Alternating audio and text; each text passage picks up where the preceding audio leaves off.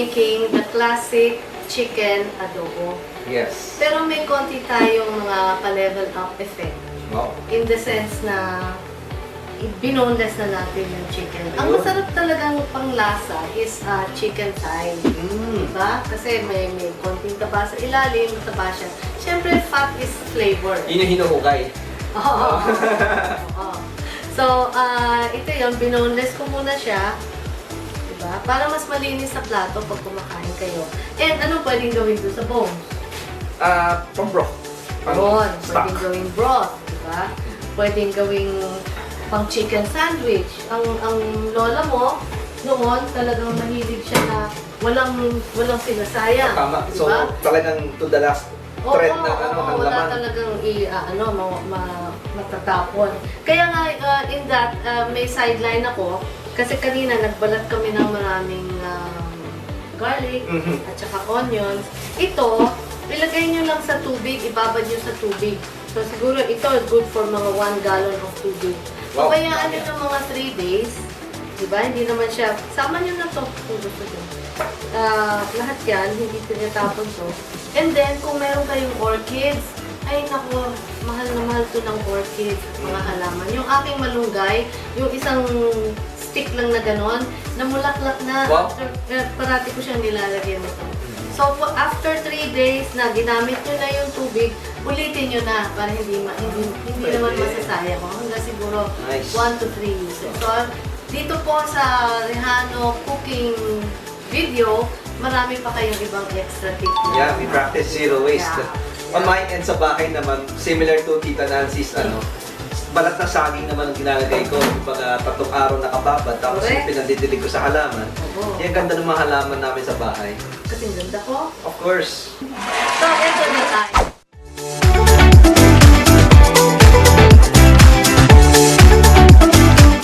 We have the garlic, we have the peppercorn, we have our laurel, meron tayong toyo, merong oyster sauce, at of course, ito na gagamitin natin yung the cooking vinegar, which is the Rehano's all-natural sukang taba.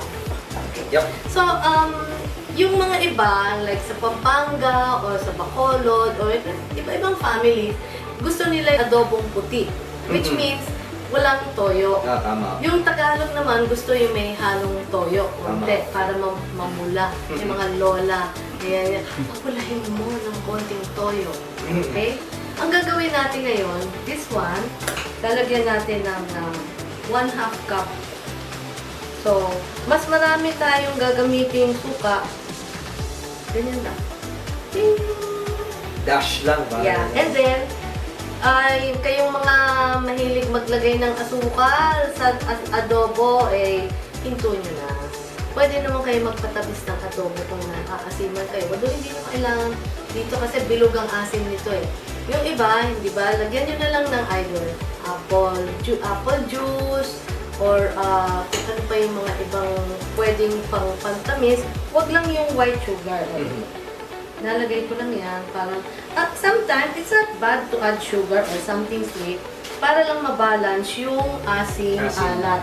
Asim at Saka alat. tayo, Filipinos, I mean, yung palate natin talaga nag-cater on the sweet end, di ba? May ganung tocino, Sweet, salty, potato. umami. Oo.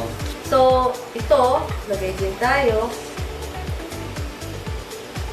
And, laurel. Ngayon, ang laurel, huwag nyo namang sobrang ang laurel kasi naglalasang gamot. Diba? Minsan nga hindi na nilalagyan ng laurel eh. Naging standard lang sa mga recipe.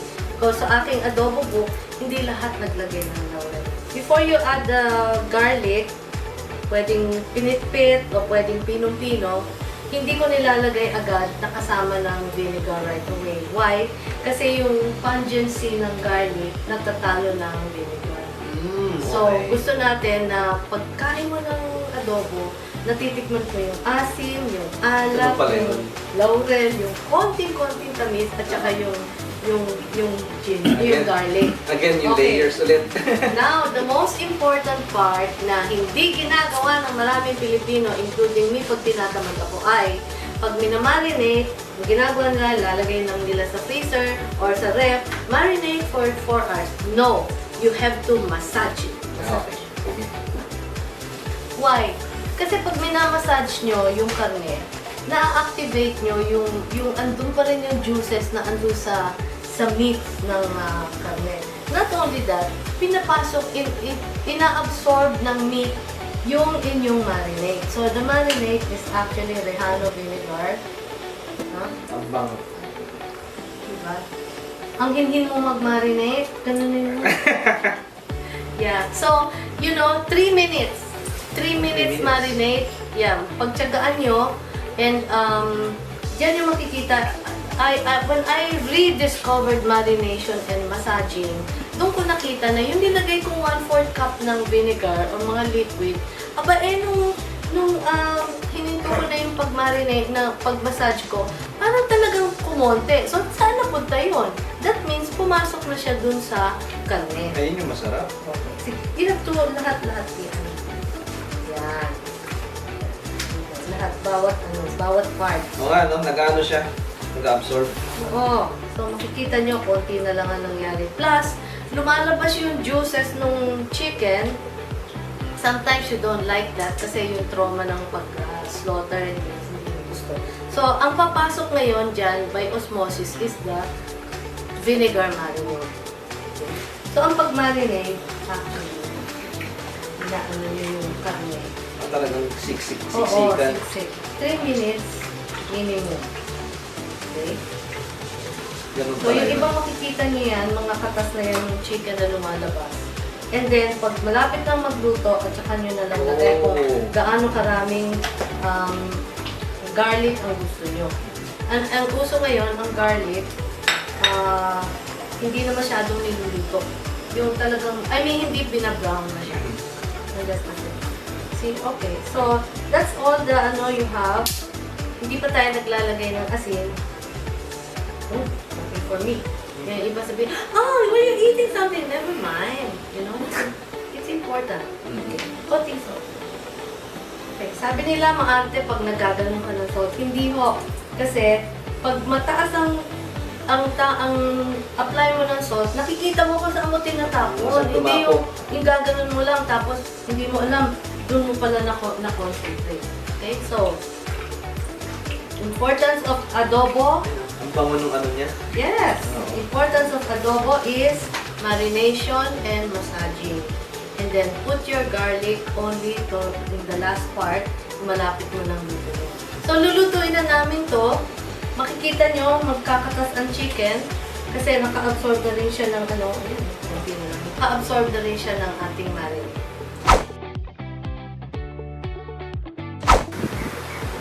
Siyempre maganda kung olive oil ang ating And because it's chicken na hindi siya ganun mataba, okay lang na may oil tayo. So, pag init niyan, usually yung paggawa ng adobo, diretso na, di ba, lahat na. Pero, parang maganda ng konti, iba-brown natin yung ating. Okay. Skin down, and then pag na-brown, then lagay na natin yung marinade. At hindi nyo sinisiksik ang karne. So, kung magkita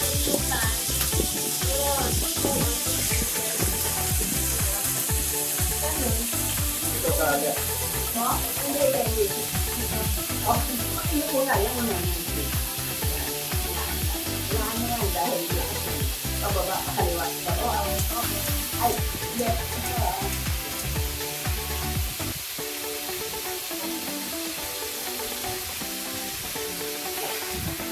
So when it's olive oil, it's really okay na medyo oily. Pag halimbawa ayaw nyo ng oily, then pag luto na, at saka nyo bawasan. Huwag nyo gagawin na kinokorek nyo lahat ngayon. Kasi we need oil. Oil is flavor. Fat is flavor. Yes. So when you start browning your chicken, okay, lalabas ngayon, merong extra layer of flavor again kasi may smoky na eh. Yeah, tama. So yung naluto na vinegar na maluto, nagiging lasa mo, sarap na umami. Hindi ka pa lang naamoy mo na, di ba? Yeah. Yung yan.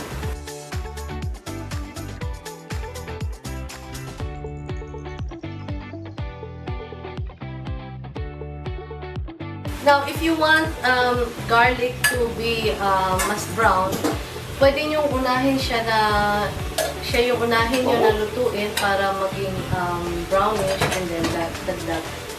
Although, nakakatulong din yun sa added flavor. Anything na naging brown, while you're cooking it, either sa oil or steam or gisa, that's called the browning system. Nagiging an added flavor. Why? Kasi natural sugar yan na lumalabas. Nagka-caramelize yung sugar element ng ingredient. And of course, idagdag ko lang ang coconut, meron siyang natural sugars. Yes! Kaya yung layer na yon na nalagdag doon sa karne, and doon sa kanina merong oyster sauce. Kung ano yung dila ninyo, matidetermine ng nung inyong panlasa. Correct! Bruno ka naman pala eh. Yeah, so importante talaga. Vinegar, ang adobo can live without soy sauce, but it cannot be adobo without vinegar. Kailangan, diba? Yun ang sangkap talaga ng adobo.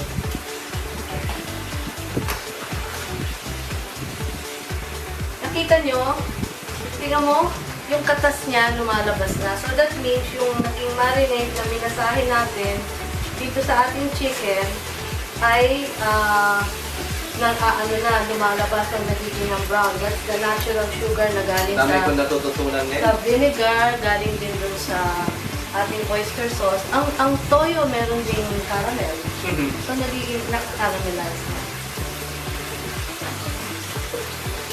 Now, kung meron kang ngayong extra, gusto nyo yung, minsan yung mga bata gusto nila fried lang yung, dry fried yung mga chicken, ala fried chicken. Yung sauce, yung katas, gawin yung pangluto ng bigas. So you have a adobo flavored rice. Adobo rice. Adobo rice. May nakita ko sa YouTube, dito yung Jollibee sa US, merong adobo rice. Meron. Adobo Pero rice. dito wala. Pero mabili doon. Rice. So, And yung reception ng mga US citizens to adopt Jollibee, yes, gusto nila. very positive. So, go Filipino. Andiyan na ang Pilipinas na malapit na. So, pag nakita nyo medyo naging golden na yung skin, baliktad and then balik nyo ulit.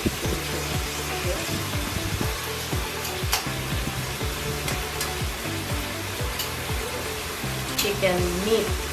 So, lagay mo natin, para hindi masayang. Ngayon, yung iba, pwede pa rin simutin ng konting-konting tubig, pero okay na to. For me, okay na siya. So, magiging siyang hindi masabaw na adobo, pero ito yung adobo na pag ininit nyo ulit kinabukasan, napakasarap pa rin. Grabe talaga. Rehano sa sarap. Dito pwede ba natin mamaya, kunyari, subukan, iyan na to. Of course, adobo, i-flying saucer din style. Okay. Sige, subukan nyo. With the... No, maganda pork. Okay. Okay, so, yan po ang ating adobo. Papakita natin sa inyo pag naluto na ng full kung paano natin pwedeng i-serve. So, ito na ang ating chicken Thai adobo na brown and seasoned with Rehanos All Natural Original Suhang Tuba. So, I hope you guys are here kasi amoy pa lang ako napakasarap na. So, later, let's... Ano yung secret? Massage. Yes, importante. Massaging the chicken. The marinade is good because it's using Rehano vinegar. So, isa na yon, quality. And then, massaging the good quality vinegar into the meat. So, huwag niyong i-skip yung procedure na yon para parating malasa. Kasi minsan, pag ginislice mo yung chicken, pag binuksan mo, wala na yung sa loob. Diba? So, a little... doon sa nakagawian, little different sa steps would produce different results din. Mas masarap, mas maamoy, malasa. panigurado ma-enjoy ng buong pamilya. Ngayon, kung gusto niyo mas masarsa, okay lang, didagdagan nyo. Pero we just wanted to do this fast para makita nyo agad. That's why hindi ako naglagay ng masyadong maraming sauce. Pero if you want the saucy chicken adobo, pwede nyo lutuin hanggang luto yung chicken, alisin yung chicken, pakuluin nyo muna yung sauce para hindi masyadong masunog yung chicken. Balik yung chicken pag malapit na maluto at medyo magiging na siyang brown na ganyan. Okay? So this is called the caramelization of the suka. Thank you guys. Marami pa kaming papakitang mga We'll be back.